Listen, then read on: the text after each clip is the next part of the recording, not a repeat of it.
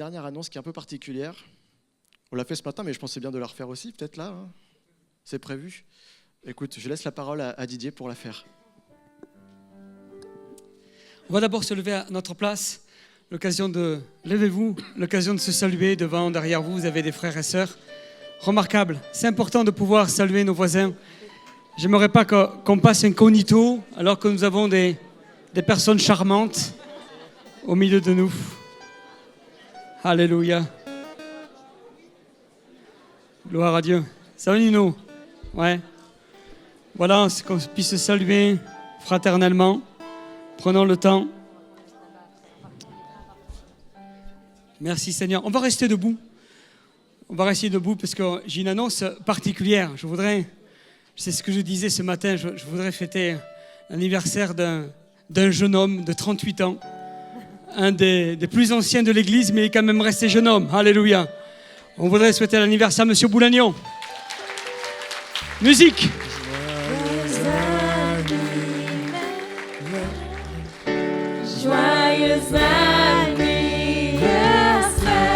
83 ans.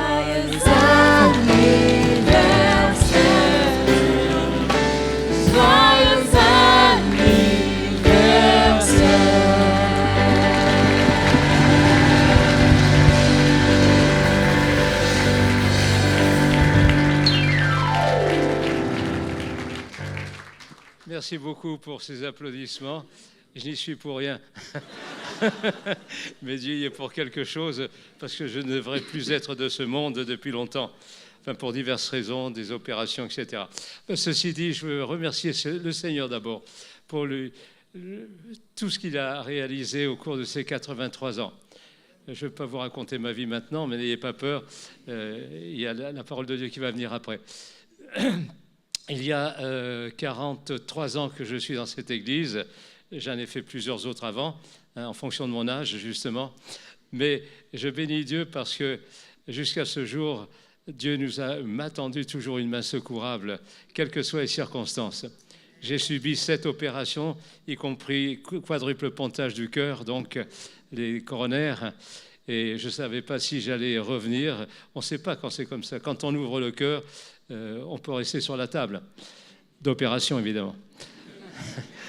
Oui, alors donc, merci au Seigneur et merci à vous parce que pendant ces 43 ans, enfin, quand je suis arrivé ici, c'était en 74 exactement. Et j'arrivais d'une église pas loin d'ici, dans le 7e arrondissement. Mais cette église a tout un passé, je ne vais pas vous le raconter, n'ayez pas peur. Nous étions implantés à Gambetta, dans le 20e arrondissement avant. Et mon cher collègue qui s'appelait le pasteur Domoutchev, il était d'origine bulgare, a acheté ici. Et c'était autour des années 69-10. Et donc, quand je suis arrivé ici, l'église était déjà bâtie et j'ai bénéficié d'un travail que mon précédent collègue avait réalisé. Je bénis Dieu parce que quand je vous vois ainsi aussi nombreux, quand je suis arrivé ici, il y avait 55 personnes. 55 personnes au culte. Et ça faisait des courants d'air. Hein. Oui. Et on pouvait accueillir, à l'époque, il y avait davantage de chaises. On avait 300 et quelques chaises. On n'avait pas les problèmes qu'on a aujourd'hui avec les préfectures. Donc, 55 personnes. Âge moyen, c'était 72 ans. J'avais calculé, je suis un ancien comptable. Oui. Alors, 72 ans, âge moyen. Il n'y avait pas d'enfants, il n'y avait pas de bébé, il n'y avait rien du tout. Je vous dis 72 ans, l'âge moyen. Alors, moi, j'avais 40 ans à l'époque. Et quand j'ai vu cette église comme ça, je me suis dit, qu'est-ce que je viens faire ici? Bon, ceci dit, donc, je bénis le Seigneur parce que le Saint-Esprit a agi au milieu de nous. Alors, nous avons eu, après... enfin, je n'ai pas donné ma démission, j'ai relayé, disons, le flambeau à Franck Le Filâtre, après, en 2007, oui, 2007. Et je bénis Dieu pour le travail qui a été effectué. La preuve que je n'ai pas fait peut-être tout ce que j'aurais dû faire, parce que l'église était pleine quand je l'ai laissée, mais elle est archi pleine maintenant. Et on bénit Dieu pour l'accroissement. Et dernière chose, Je voudrais vous remercier à tous pour votre gentillesse. J'espère que vous vous trouvez bien au milieu de nous. J'ai toujours prôné ici, depuis 40 et quelques années, que l'Église devienne une famille. Nous sommes tous de diverses races, de divers continents, on va dire. Et moi, je suis un bon Parisien, je suis né à côté, je suis un monsieur du Macadam, je suis né à Saint-Paul, pas de Tarse. Hein. Alors, c'est jamais... C'est comme quand on prêche sur la Samaritaine, on avait le magasin autrefois là-bas, la Samaritaine. Alors, il faut préciser de quoi on parle. Bon, j'arrête là après, mais je voulais aussi bénir le Seigneur. Où il est mon frère? Ah, tu es là. Je ne suis pas parti. Non, mais je ne savais pas où tu étais. Oui, mon frère Didier, donc, je connais depuis... on a essayé de calculer, il ne se rappelle pas quand il était avec moi à Bordeaux, Léognan. Il a été mon élève là-bas, et je bénis Dieu parce qu'il est resté fidèle jusqu'à aujourd'hui, au Seigneur. Voilà. Ah oui. J'ai résisté avec ce prof, mais ce n'était pas commode. Non, c'est vrai, j'étais un peu dur, mais vous savez, aujourd'hui, avec l'âge, on se ramollit un petit peu. Amen. Voilà. Bon, merci au Seigneur pour... Vous avez là un bon pasteur, je vous le garantis. Hein, puisqu'il a dit que j'étais dur, c'est vrai, mais on a des résultats, la preuve. On peut applaudir bien fort. Merci, Monsieur Boulagnon, pour votre exemple, votre modèle. Alléluia. On peut s'asseoir? Gloire à Dieu. Merci, Seigneur. Je voulais vous inviter à ouvrir votre Bible dans le livre des Éphésiens au chapitre 3. Et au verset 20, nous voulons saluer nos frères et sœurs qui sont sur Internet. Que le Seigneur les bénisse richement, puissamment. Et nous pensons vraiment à vous, de qui vous êtes, comment le Seigneur vraiment aussi peut faire de grandes choses au travers de vos vies, au travers de vos cœurs, au travers de ce que vous êtes. On reçoit beaucoup de témoignages au travers des vidéos et des personnes, des hommes, des femmes qui nous suivent semaine après semaine et qui peuvent vraiment bénéficier de différents ministères. Nous avons une richesse sur Paris Métropole, c'est que nous avons la diversité dans les ministères. Et ça, c'est une grande richesse. La preuve, M. Boulagnon en est un exemple, mais tant d'autres pasteurs qui sont ici avec nous et chacun peut vraiment trouver quelque chose au travers de ces prédications. Et c'est ce que on ressent au travers des messages, des emails qu'on reçoit. Alors, nous avons vraiment une pensée pour vous parce que l'Église est ici et on prie pour vous qui êtes derrière cet écran et qui peut-être entendez ce message de Dieu. Que Dieu vous bénisse. Alléluia. Éphésiens chapitre 3, verset 20. L'apôtre Paul parle à cette église et à ces chrétiens. Il fait cette lettre, il écrit cette lettre et elle est inspirée forcément, comme toutes les lettres de l'apôtre Paul.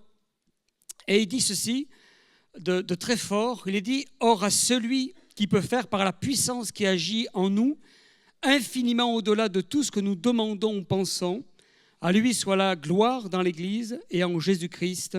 Amen. » Je répète, « Or à celui qui peut faire par la puissance qui agit en nous infiniment au-delà de tout ce que nous demandons ou pensons, à lui soit la gloire dans l'Église en Jésus-Christ. » Je relève dans ce texte 5 points, je dirais 5 éléments ô combien importants. D'abord, il dit à celui qui peut faire.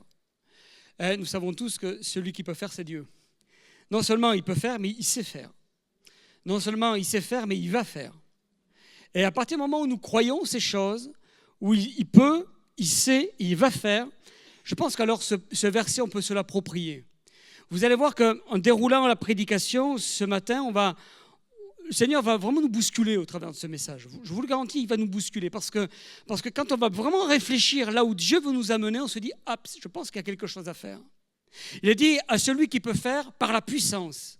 Par la puissance, c'est le Saint-Esprit, cette puissance qui est en nous, qui active notre cœur, qui active notre marche avec Dieu, celui qui peut faire par la puissance qui agit en nous. Ce verset nous montre qu'il ne fera pas cette œuvre sans nous. C'est-à-dire qu'il veut que nous soyons participants de sa nature divine. Il veut que nous soyons participants de ce verset 20 là d'Éphésiens 3. Écoutez-moi bien, parce que là, il nous bouscule déjà, parce qu'il nous dit, je veux le faire avec toi. Je voudrais agir en toi, infiniment au-delà, et ça, cette phrase, on va y revenir dans quelques instants, de tout ce que nous demandons ou pensons. Et je pense que tu as demandé des choses, tu as pensé à des choses qui te semblaient tellement inaccessibles. Et je pense que vous avez sûrement dû, à un moment donné, un jour dans votre vie, faire des choses qui vous semblaient impossibles. Vous avez peut-être couru le marathon, vous n'auriez jamais pensé faire les 40 km. Peut-être faire une performance sportive et être allé au-delà de vos capacités. Peut-être qu'il t'est arrivé de faire un examen extrêmement difficile et tu t'es dit, mais jamais je n'y arriverai, et pourtant tu as atteint le but. Peut-être que tu t'es retrouvé face à un défi financier, tu t'es dit, mais jamais je vais renflouer les fonds, et pourtant Dieu a pourvu. Peut-être un projet irréalisable en temps, parce qu'on t'a demandé de faire en 4 mois un projet de 6 mois. C'est-à-dire que tu t'es retrouvé à un moment donné de ta vie à faire des choses qui t'ont étonné. Non ? Se retrouver à être surpris de voir les capacités qu'il pourrait y avoir au plus profond de notre vie, et j'en passe. Alors, avec Dieu, dans ce texte, avec Dieu, il n'existe pas de hasard, que des rendez-vous.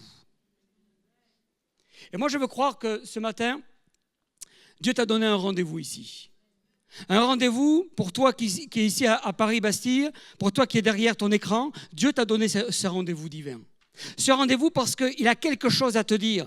Il veut te donner ce rendez-vous pour aller infiniment au-delà. Infiniment au-delà de ce que tu peux penser et imaginer. Alors la question que je te pose ce matin, et que le Seigneur te pose aussi, quelle est ta limite ? Dieu nous parle d'infiniment au-delà. Il nous dit dans sa parole que par son esprit, par sa puissance, il va agir en nous. Alors, quelle est ta limite ? Et là, ça commence à nous faire réfléchir. Parce qu'on commence à comprendre ce que Dieu veut pour nous. J'ai d'autres questions qui sont là, qui m'interpellent. C'est, quelle ligne penses-tu ne pas pouvoir franchir ? C'est intéressant, ça. Quelle ligne penses-tu ne pas pouvoir dépasser ? Est-ce que tu t'es donné un but ? Tu te dis, mais si j'arrive déjà là, c'est déjà pas mal. Tu t'es mis une ligne où tu as un objectif que tu veux atteindre et peut-être que tu t'es mis déjà à cette limite-là. Et Dieu sera toujours plus grand que tes limites. La parole de Dieu nous montre que Dieu sera toujours plus grand que ta foi. Alors, quelle est ta limite ? Et là, j'ai une autre question, c'est que nous avons tous des buts dans la vie. Hein ? Je pense, hein ? Vous avez des buts dans la vie ? Vous avez des objectifs que vous voulez atteindre ? Un désir, un souhait de dire moi je vais aller là. Et c'est biblique, la parole de Dieu nous en parle. Paul en parle dans d'autres passages, d'atteindre des buts. Et ça, c'est quelque chose de très important. Mais sachez une chose ce matin, c'est que pour certains, le but est une finalité. Pour Dieu, c'est une étape. Pour certains, le but, c'est une finalité. Si j'arrive à ce but-là, c'est déjà pas mal. Je serai content. Mais en fait, Dieu est en train de nous montrer dans ce verset 20 d'Éphésiens 3 que c'est juste une étape, le but que tu as. Que lui, il a quelque chose de plus grand parce qu'il va aller infiniment au-delà. Le fait de parler de infiniment au-delà suggère qu'il n'y a pas de but. Il n'y a pas de limite. C'est-à-dire que Dieu est en train de nous faire réaliser qu'on est face à l'infini avec lui là. Comprenez ? C'est-à-dire que quand on s'arrête sur ce texte, on se dit, oups, là, ça me dépasse. Ça sort de mon concept, ça sort de mes limites, c'est déraisonnable. C'est vrai que c'est déraisonnable. Parce que malheureusement, c'est la raison qui nous bouscule à avoir des limites. Parce qu'on raisonne tellement qu'on se met des limites. Et Dieu te dit, moi je veux balayer tes raisonnements pour que tu ailles au-delà. Et ça, c'est pas raisonnable. Alors, en fait, Dieu est en train de te dire ce matin, tu vois tes buts, quelque part, pour moi, ils ne servent à rien. C'est qu'une étape. C'est qu'une partie de ce que je t'ai réservé. Et c'est pour ça que quand on réfléchit à ce texte, on se dit, Seigneur, tu as quelque chose en réserve. Autrement, il n'aurait pas proposé l'infiniment au-delà. Il n'aurait pas proposé infiniment au-delà. C'est pour ça que notre but et le but de Dieu est une étape. Parce que tu es important pour Dieu. Parce que tu as de la valeur pour lui. Tu es vital pour l'accomplissement de son plan, puisque c'est au travers de toi qu'il veut agir par sa puissance, que Dieu n'a pas trouvé d'autre solution que toi pour agir infiniment au-delà, tout ce que tu peux penser, même imaginer. Et pourtant, tu as dû penser à des choses. Tu as dû penser à des trucs incroyables. Tu aimerais faire ceci, tu aimerais faire cela, selon la volonté de Dieu, bien sûr, on se comprend. Et là, Dieu te dit, oui, mais c'est possible. Et nous, avec notre raisonnement, on dit, mais non, c'est pas possible. Mais Dieu est en train de te dire dans ce verset, et si tu t'arrêtes quelques secondes, dis, oui, c'est possible. Tu es la réponse au problème de quelqu'un, là. Tu es la réponse à tes propres défis. Mais la question est de savoir, est-ce que tu as des limites? Quelle est ta limite? Qu'est-ce que tu t'es défini? Parce qu'en fonction de ce que tu te seras défini, alors tu n'iras pas plus loin. Et c'est pour ça que la Bible nous dit que ta réponse à tes propres défis passe par ce texte-là. Mais tant que les conditions ne sont pas remplies, Dieu est limité. Dieu est limité. On sait qu'on a un Dieu illimité pour tout le monde, mais nous, on va limiter Dieu dans notre vie. Moi, j'ai un exemple dans la parole de Dieu, très intéressant, 2 Rois, chapitre 4. C'est la veuve qui est menacée par le créancier. Et là, la parole de Dieu nous dit que, étant veuve, elle a tellement souffert d'avoir perdu son mari. La Bible nous donne ce détail très intéressant, c'est que son mari craignait Dieu. Et forcément, elle aussi, elle craignait Dieu. Elle avait la foi en Dieu. C'est pour ça qu'ils se sont connectés avec Élisée. Ils ont échangé ensemble. Ils ont partagé ensemble. Mais le créancier est venu pour dire, écoute, si tu n'as pas suffisamment d'argent, je vais te vendre. Tu vas être esclave. Et là, Élisée est passé, il y a une connexion divine, il y a un plan divin, parce que dans la vie, je veux croire que Dieu a des connexions divines sur notre vie. Il va y avoir des occasions qui vont te permettre d'aller plus loin. Des occasions qui vont te permettre de franchir le pas, de briser cette limite. Elle avait une limite, elle était coincée, elle était brisée, elle était comme paralysée. Son mari était parti, avait cette souffrance dans son cœur et elle était condamnée à être esclave de quelqu'un. Et là, Élisée arrive, il y a une connexion qui se fait. Élisée lui explique comment il faut faire pour rembourser le créancier. Alors elle va chercher des vases de partout, dans toute la ville, elle va ramasser des vases. Elle va en prendre, je ne sais pas combien, mais la Bible nous dit qu'elle va rentrer en quantité avec son fils. Et là, elle va commencer à verser de l'huile, Au fur et à mesure, elle va remplir ses vases. Et au fur et à mesure, et il nous est dit ceci, 2 Rois, chapitre 4, verset 6. Lorsque les vases furent pleins, elle dit à son fils, prépare-moi encore un vase. Mais il lui répondit, il n'y a plus de vase. Et l'huile s'arrêta. Il y avait encore de l'huile. Autrement, elle n'aurait pas demandé des vases. Il y avait de l'huile. Jusqu'où elle aurait pu aller si elle avait eu d'autres vases? Il y a une limite, ce sont les vases. Et ta limite à toi, c'est quoi? Parce que ça va s'arrêter que dans la mesure où il n'y a plus de vases. Mais s'il y avait eu 2000 vases, 3000 vases, 10 000 vases, au fur et à mesure, le Seigneur aurait rempli ces vases. Tant qu'il y avait des vases, l'huile coulait, l'huile était en action, la bénédiction était là. Et c'est pour ça que je dis, où est ta limite? La limite ne venait pas de l'huile, mais des vases. Alors, quelle est ta limite? Face peut-être à des problèmes financiers, comme cette femme, où Dieu a agi de manière miraculeuse. Alors, je serais curieux de savoir jusqu'où tu pourrais aller. Il y a des gens qui ont cru en toi. Vous savez, la plupart du temps, les gens croient plus en nous que nous-mêmes. Les gens nous boostent. Mais non, mais je vois en toi des qualités, des dons, des talents. Mais tu crois? On est là, on est incrédule, mais pas possible. Et eux, ils vous voient vraiment rentrer dans votre destinée avec des dons, des talents, des qualités. Et vous êtes là, vous diminuez, vous vous rabaissez, vous vous retirez. Vous avez l'impression que finalement, vous ne servez pas à grand-chose. Et pourtant, Dieu fait exactement la même chose ce matin. Et là, il y a quelque chose d'incroyable parce que Jésus va dire, va souligner un point dans Jean chapitre 14, verset 12.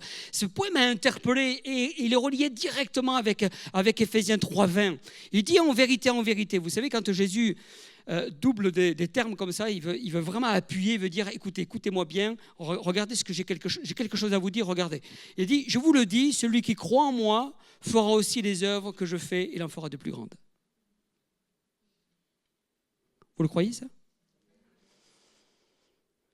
Non seulement Jésus dit, vous en ferez de plus grandes, Mais Paul dit, ça sera illimité. C'est un peu trop là, non? Ça fait beaucoup, hein?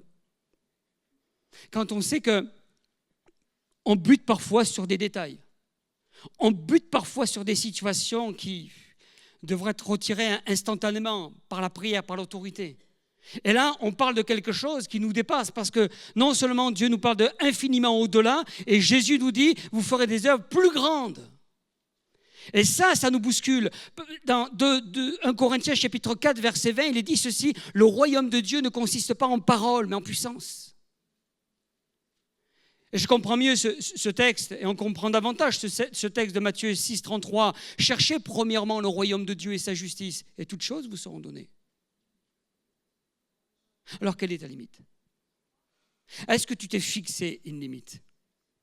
La foi est la clé pour quitter justement tes limites. Je parlais tout à l'heure du raisonnable. Et dans le raisonnable, il y a un raisonnement. Et très souvent, c'est ça qui s'entrechoque avec la foi. Il dit, mais pasteur, il faut quand même être raisonnable. Raisonnable en quoi? Parce que c'est Dieu qui le fait. Quand il nous parle d'aller au-delà, quand il nous parle de dire infiniment au-delà, quand Jésus nous dit, mais vous ferez des œuvres encore plus grandes, c'est vrai que ça nous bouscule parce que ça nous confronte à notre raisonnement. Mais la foi est la clé pour quitter ses limites. La foi, elle est là pour activer justement la puissance en nous et nous faire rentrer justement dans ces promesses d'aller infiniment au-delà.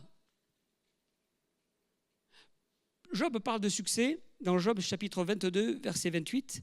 Il dit, à tes résolutions répondra le succès et sur tes sentiers brillera la lumière. Et j'aime bien ce texte, hein, à tes résolutions. Celui qui est ferme dans ses sentiments, Dieu assure la paix. À tes résolutions, Dieu permettra le succès, répondra le succès et tes sentiers brillera, et de tes sentiers brillera la lumière. Moi, je veux croire que dans ce monde, tu vas briller. Parce que tu vas être résolu. Résolu non pas seulement avec le succès, frères et sœurs. Là, il nous a parlé de succès, mais certains chrétiens marchent dans le succès, mais oublient d'aller jusqu'à la victoire. On peut aller de succès en succès. On peut aller de bénédiction en bénédiction. On peut aller, je dirais, de grâce en grâce, de progrès en progrès. Mais là où Dieu voudrait t'amener, c'est dans sa victoire. Qu'est-ce que la victoire de Dieu? Mais c'est simple. Le succès est le but que l'on s'est fixé. J'en parlais tout à l'heure. Mais la victoire, c'est aller infiniment au-delà. Quitter ta zone. C'est ça la victoire. La victoire, c'est sortir de ta zone, peut-être de confort, de sécurité, de limite. Sortir de là et aller là où Dieu t'attend. Et ça me fait penser à Pierre qui était dans la barque. Dans la barque, il était quand même dans la volonté de Dieu. Il était avec le Seigneur, connecté avec lui divin. Mais là, il est sorti de ses limites. Il était le seul entre nous. Et il est allé vers Jésus. Il est allé dans une sphère, certes, inconfortable, je dirais, qui n'était peut-être pas sécurisée à ses yeux, mais en tout cas, il était connecté avec Dieu. Et le Seigneur, ce qu'il voudrait ce matin, c'est que tu quittes ta limite et que tu ailles au-delà. Et c'est là que tu seras dans la victoire. Tu auras des succès dans ta vie, c'est très bien. Mais Dieu veut plus que des succès. Dieu veut la victoire sur ton cœur. J'ai un exemple de David. David était un berger, c'était vraiment un jeune remarquable. Et il a combattu l'ours, nous dit la parole de Dieu. Et l'ours est venu préparer David pour affronter le lion. Et ça, c'est formidable. Mais il est allé plus loin. Il ne s'est pas arrêté sur ce succès. Le lion est venu préparer David pour affronter Goliath. Et puis, il est allé encore un petit peu plus loin. Et la parole de Dieu nous montre que Goliath est venu préparer David pour affronter Saül. Et c'était quelqu'un, lui. Mais lui, à ce moment-là, David, il aurait pu dire, mais c'est très bien, j'ai combattu Goliath, je peux m'arrêter là, j'ai eu mon succès. J'ai atteint le but. C'est formidable. Maintenant, on va parler de moi. Dans toutes les prédications, des centaines de pasteurs, tout au long de génération, on parlera de David contre Goliath. Je peux m'arrêter là, c'est bon. J'ai atteint ce que je voulais, ce que je souhaitais. Non, mais ce n'est pas du tout le cas. David, lui, ne regardait pas à ses ambitions, mais regardait à la volonté de Dieu. Et il ne voulait pas s'arrêter au succès, mais saisir la victoire.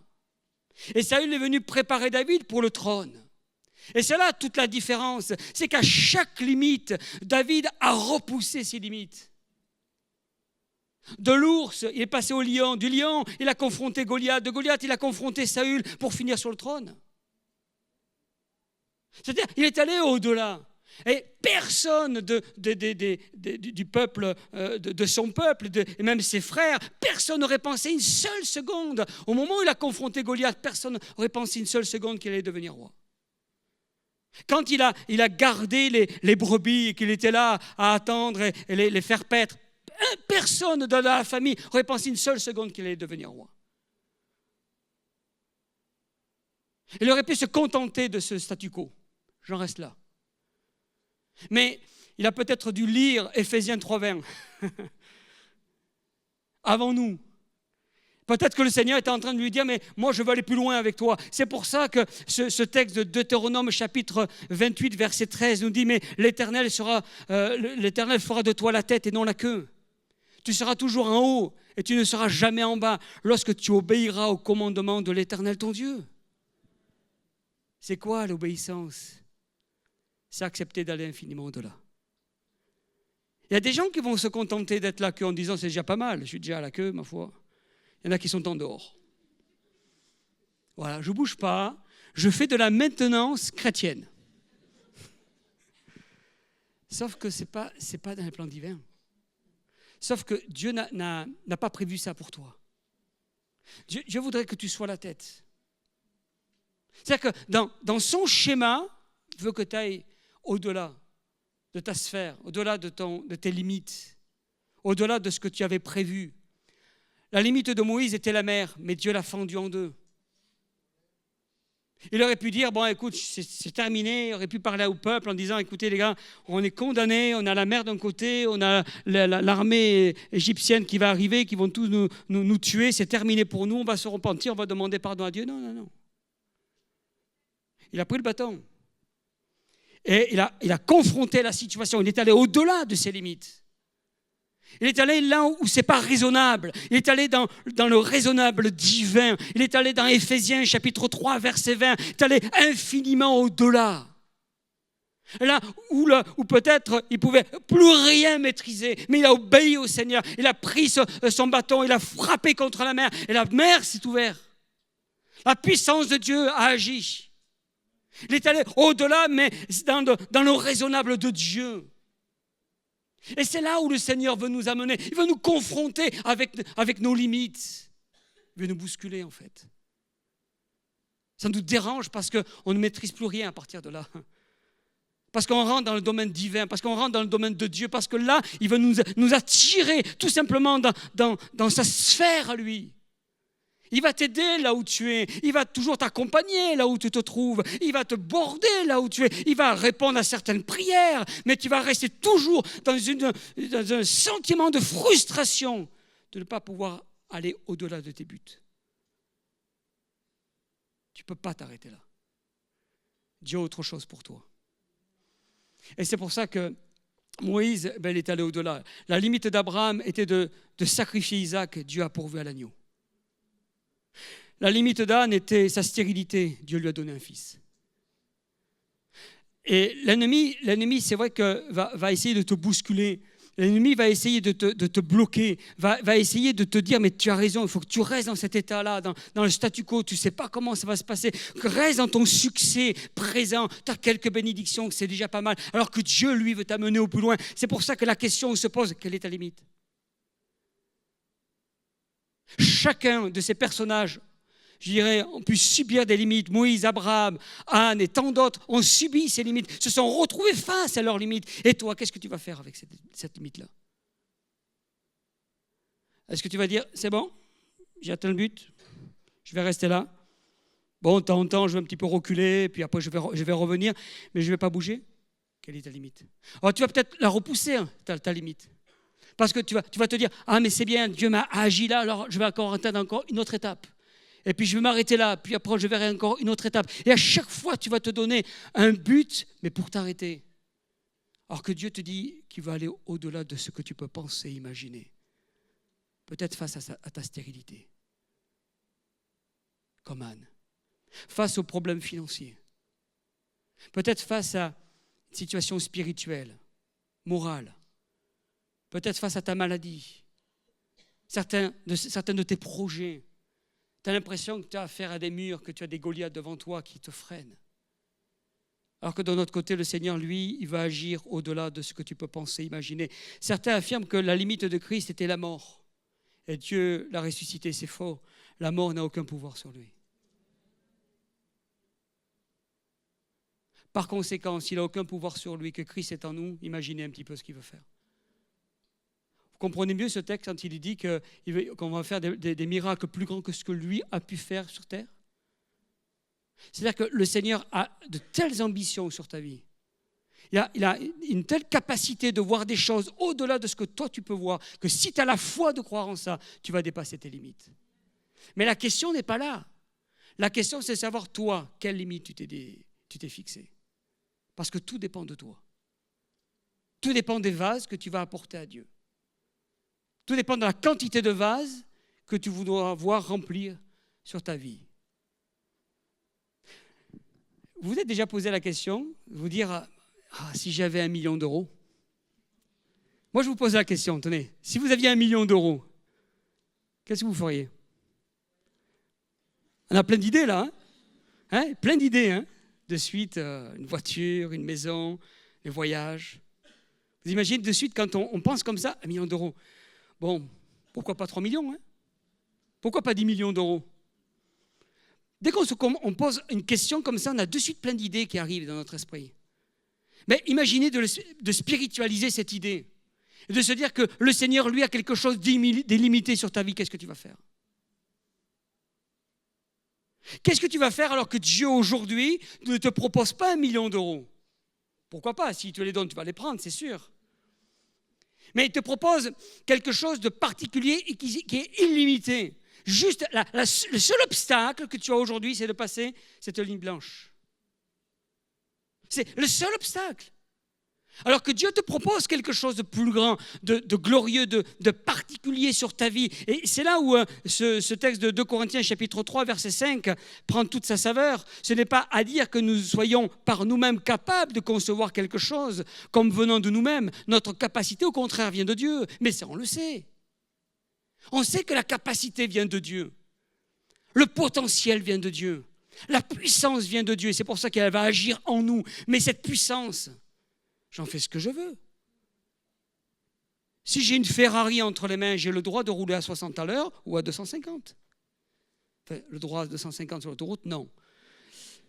Mais vous me comprenez. Il suffit juste que j'appuie sur l'accélérateur pour faire avancer la machine. Cela dépend de moi. Alors tu as une puissance en toi, cela dépend de toi d'avancer. Alors quelle est ta limite? 50 km/h ou 250? Vous comprenez ce que je veux dire là, ce matin? C'est quelque chose de... C'est là où Dieu nous bouscule. Que Dieu te fasse voir la limite comme un début, pas une fin. Que le Seigneur te fasse voir que ton plafond devienne le plancher pour aller plus loin.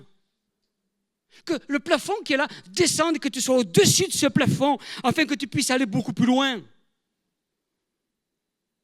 Que tu ne sois pas là à rester limité en disant je ne peux pas aller plus haut parce que là ça bloque, ça bug. Mais lui, Dieu te dit non, mais que le plafond devienne ton plancher. Pour que tu puisses te faire voir des choses encore plus grandes, encore plus puissantes, te faire aller infiniment au-delà de ce que tu peux même penser, imaginer. C'est ça qui nous bouscule. Et c'est là où on s'aperçoit que quand on s'arrête sur ce que je viens de dire, on dit waouh, il y a un décalage. Il y a un décalage entre ce que je vis et ce que Dieu me propose. Il y a un décalage entre ce que j'expérimente et ce que le Seigneur veut me donner. C'est-à-dire, j'ai l'impression que je suis toujours avec un plafond de verre sur moi. Alors que Dieu dit non, mais ça, c'est qu'un mirage. Moi, j'ai quelque chose de plus grand pour toi, mais toi, tu vois à ta vue, moi, je le vois avec mes yeux spirituels. Toi, tu le vois avec ton apparence. Moi, je le vois avec les yeux divins. Et c'est ça qui est extraordinaire. La mer n'a pas pu arrêter Moïse. Le géant Goliath n'a pas pu arrêter David. Et quand on regarde le texte que nous avons vu, le sacrifice n'a pas pu arrêter Abraham et la stérilité n'a pas pu arrêter Anne. Qu'est-ce qui pourrait t'arrêter?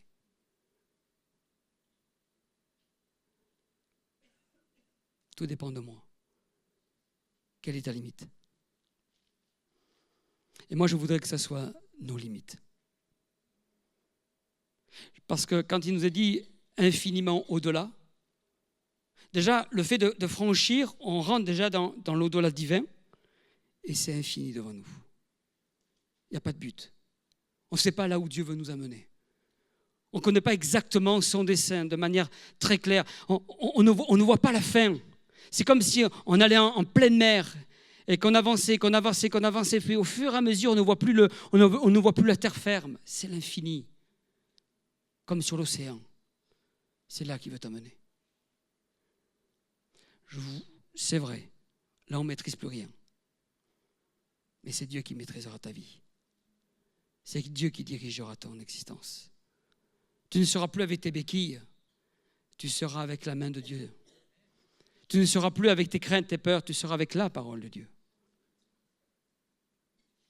Et c'est ce que Dieu voudrait cet après-midi.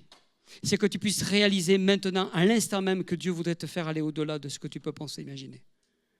Et crois-moi, je suis certain que beaucoup ont pensé beaucoup de choses pour leur vie et se sont dit non, c'est pas possible, pas pour moi. Tu t'es mis des limites en disant pas pour moi. Peut-être pour ce frère, pour cette sœur, il y en a qui ont plein de capacités ici, c'est super, pas pour moi. Sauf que Éphésiens 3:20, ce texte n'est pas limité au nombre de gens. Il ne nous a pas donné toute la liste de personnes qui auront droit à ce verset et d'autres qui n'auront pas droit.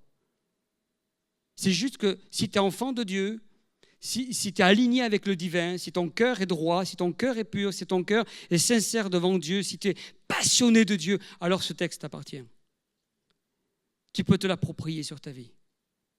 Tu peux te l'approprier sur ton cœur. La question, c'est juste, et je termine avec ça, c'est juste de savoir combien de vases tu vas apporter au Seigneur. Quelle est ta limite? Je demanderai aux musiciens de venir prendre place. Et terminer avec ce texte en conclusion, c'est un texte qui est formidable d'Esther, chapitre 4, verset 14. Esther, dans le livre d'Esther, il nous est parlé de 4 personnages, de Haman, la reine, bien sûr, Esther, qui est devenue reine, du roi d'Assyrus et Mardoché. Et la parole de Dieu dans ce texte est incroyable, c'est que Esther a réussi à devenir reine. Elle a été vraiment placée là selon le plan de Dieu, selon le plan divin. Et elle a réussi à accéder au trône et à devenir reine auprès du roi d'Assyrus. Et là, dans ce texte d'Esther, il nous est parlé de Haman. Et Haman, lui, il a tout fait à un moment donné pour qu'il y ait un édit du roi. Permet de pouvoir exterminer tous les Juifs qui étaient là dans toutes les contrées. Et cet édit a été signé, validé, tamponné et a été distribué dans toutes les contrées, dans toutes les régions. C'est-à-dire que les Juifs allaient être disséminés. Et la Bible nous dit que Esther et Mardoché étaient Juifs. Esther s'est retrouvée proche du roi et Mardoché lui dit, écoute, il faudrait que tu ailles voir le roi, lui dire qu'il y a un problème là. Et là, il nous est dit dans ce passage que Esther s'est retrouvée entre deux. Elle s'est retrouvée en pression parce qu'elle ne pouvait pas aller voir le roi. La Bible nous dit que si elle allait voir le roi sans autorisation, elle aurait pu être condamnée à mort. Alors elle était coincée. Elle était avec ses limites. Elle était avec son obstacle. Parce que certaines limites peuvent nous coûter cher. Mais le Seigneur veut te faire aller au-delà de ce que tu peux penser, imaginer, parce qu'il est avec toi. Et là, Mardoché va lui dire quelque chose d'inspiré, à mon avis, au chapitre 4, verset 14. Si tu te tais maintenant, le secours et la délivrance surgiront d'autre part, et qui sait si ce n'est pas pour un temps comme celui-ci que tu es parvenu à la royauté. Je voudrais un petit peu transformer ce texte, où il est dit, si tu te tais maintenant, le secours et la délivrance surgiront d'autre part. Et juste un peu le transformer en disant, si tu t'arrêtes sur ta ligne là, la bénédiction, la puissance de Dieu, les promesses de Dieu pour ta vie seront ailleurs. Seront sur d'autres personnes. Si tu te bloques là, si tu te fermes à la grâce de Dieu, à la puissance de Dieu, au miracle de Dieu, eh bien, tu vas te priver de ça, ça sera pour quelqu'un d'autre. Et puis, il y a ce verset qui m'interpelle, puisque nous sommes un royaume de sacrificateurs, nous dit la Bible. Il dit ceci, Mardoché, qui sait? Qui sait si toi ou moi, Qui sait si ce n'est pas pour un temps comme celui-ci que tu es parvenu à la royauté. Si tu es venu ici aujourd'hui, c'est parce qu'il y a un miracle de Dieu sur ta vie. Parce que Dieu n'en a pas fini avec toi. Et si ce verset est encore d'actualité, Éphésiens 3:20, c'est juste pour que tu puisses le vivre et le mettre en pratique sur ta vie. C'est juste que le Seigneur te dit, moi ton but il est bien, mais moi ça ne me convient pas. C'est qu'une étape pour toi. J'ai quelque chose de plus grand pour toi. J'ai quelque chose de plus puissant pour toi. J'ai quelque chose d'extraordinaire pour toi. Dieu te propose de quitter la limite. On peut courir une offrande quelques instants. On peut se recueillir quelques instants.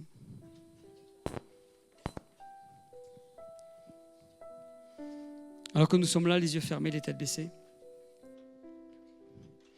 Alors que nous sommes devant notre Dieu ce matin.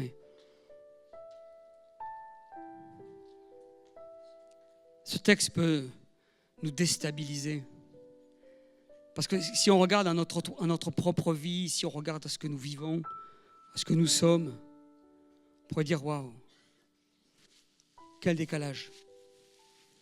Oui, c'est vrai, quel décalage, mais quel espoir aussi de savoir que Dieu n'en a pas fini avec nous. Tu as de la valeur aux yeux de Dieu.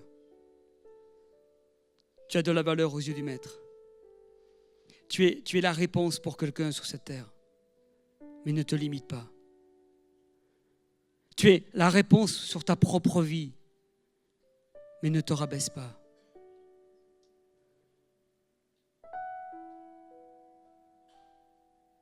Regarde-toi comme Dieu te regarde.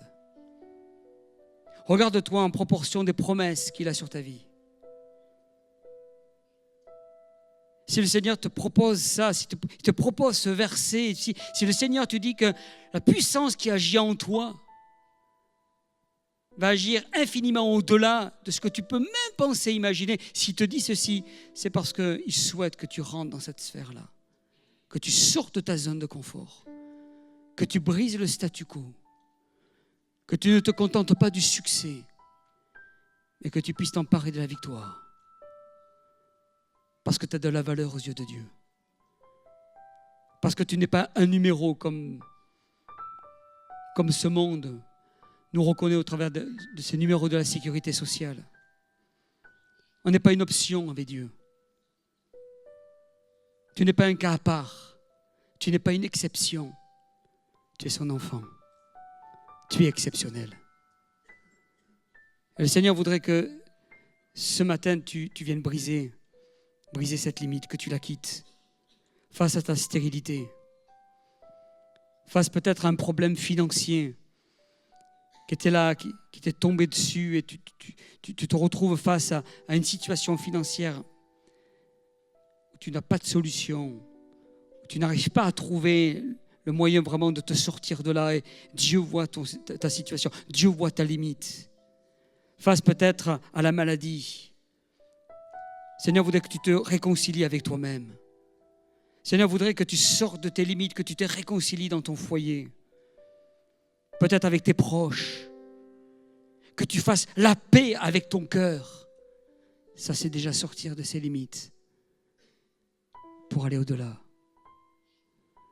Alors que le Seigneur vient agir sur ta vie ce matin. Alors que le Seigneur vient agir sur ton cœur. Quand Paul a partagé ce texte aux Éphésiens, ça a été comme une bombe. Alors que tu as pensé à beaucoup de choses, le Seigneur voudrait te dire ce matin, ce que tu penses, je peux le réaliser.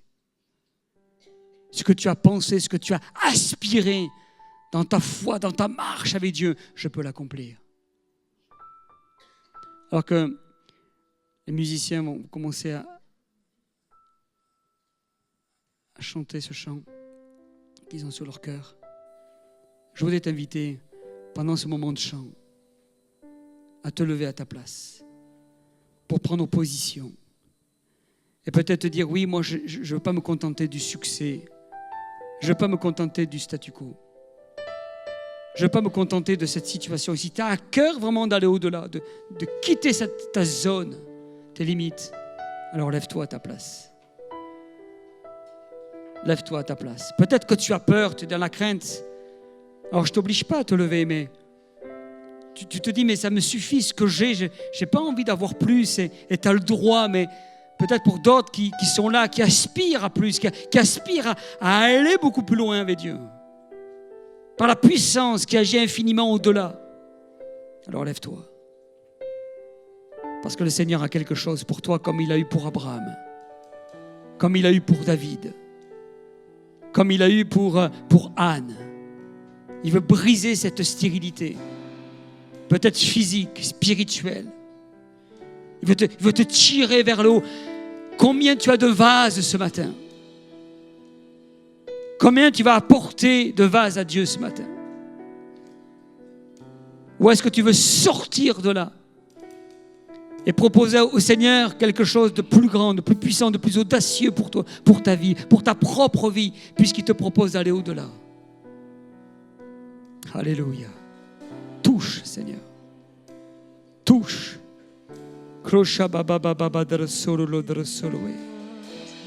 Commençons à élever notre voix pour nous-mêmes. Commençons à élever notre voix afin de puissions vraiment nous familiariser avec ce verset d'Éphésiens 3:20, de se l'approprier, parce que la parole de Dieu, elle est vivante, efficace, tranchante, plus tranchante qu'une épée à double tranchant, séparant jointures et moelle, âme, esprit. Elle juge les cœurs, les sentiments. Dieu va agir, va activer ta vie ce matin. Alléluia. Commence à élever ta voix maintenant et réclame au Seigneur de quitter cette limite, cette zone peut-être confortable, de quitter aussi ce but afin d'aller plus loin. Parce que c'est qu'une étape sur ta vie, sur la carrière que Dieu a préparée pour toi. Seigneur a quelque chose et Dieu ne regarde pas à l'âge. Dieu ne regarde pas à ta jeunesse ou à ton ancienneté. Dieu regarde à ton cœur ce matin. Dieu regarde à ta vie ce matin. Alors élève ta voix. Élève ta voix au nom de Jésus. Alléluia. Et laisse le Seigneur remplir ton cœur. Laisse le Seigneur remplir ta vie. Alléluia. Jusqu'à ce que tu saisis cette parole et que tu la crois pour toi. Pas seulement pour les autres, mais que tu puisses la croire sur ta propre vie. Alléluia. Musique.